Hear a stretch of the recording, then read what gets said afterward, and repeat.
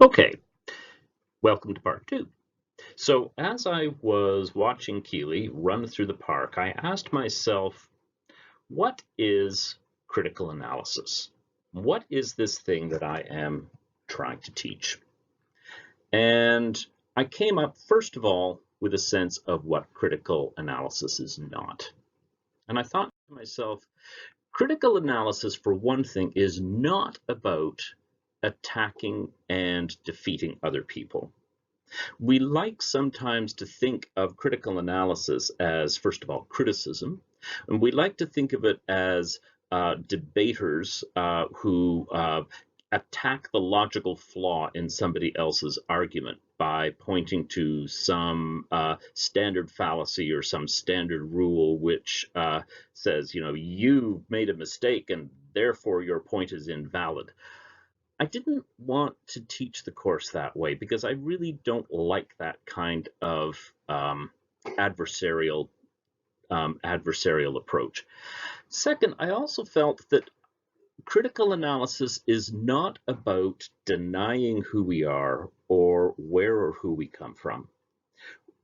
It's tempting sometimes, particularly when we come to a new place or enter a new chapter of our lives, to close the door on the past and to assume that in order to succeed in this new world, we have to change who we are. And I think it's very important for us to base our skills at critical analysis, at research, at writing upon a solid sense of ourselves, a sense of who we are, a sense of our own personal history, of our own cultural history, of our own social history, and ourselves. And so I felt these were two things that critical analysis was not about, and that I didn't want to present the course in those two ways. Nonetheless, critical analysis is about treating other people's statements with skepticism and reserve. It's one thing to go around assuming that everybody else is an enemy and that I must defeat them. It's another thing to go around assuming that everybody's statements are equally true and equally valid. Uh, Critical analysis is about looking at what is published, what is printed, what is spoken, what is tweeted, what is blogged, what is videoed, and treating those statements with skepticism and reserve. Do I trust this speaker? Do I trust what this person is saying? Do I trust what this person is arguing? And a lot of the techniques that you've been using in terms of citation and bibliography and research are about acknowledging that others will treat your writing with skepticism and reserve, and that we need to be aware of that, and we need to show our credentials up front. It is also about confronting who we are and where we come from, finding strength from our roots, and defining ourselves in relation to our roots. It doesn't mean that we are trapped in the lives that we've lived up till now, but it does mean that we grow from them, and that we need to find the strength in those, and to find the pride in our roots and ourselves. Writing is very much an act of pride, of showing the world, this is what I think, this is who I am, and this is what I believe.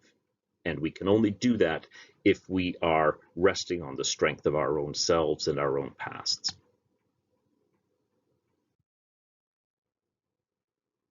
Critical analysis is about challenging ourselves, admitting that our initial impressions may be mistaken, admitting that our previously firmly held opinions could be wrong.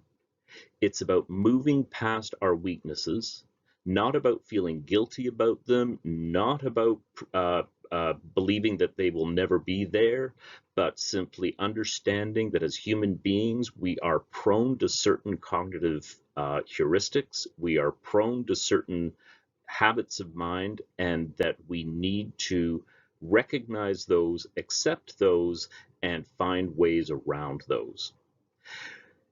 Critical analysis is about improving ourselves, improving our abilities to research, to go past the immediately available, to look in different places, to use different tools, to find different ways to approach a problem, to question, to ask questions about the things that we read, to reason on the basis of what we read and what we see and what we hear, and ultimately to communicate our thoughts and our insights to other people.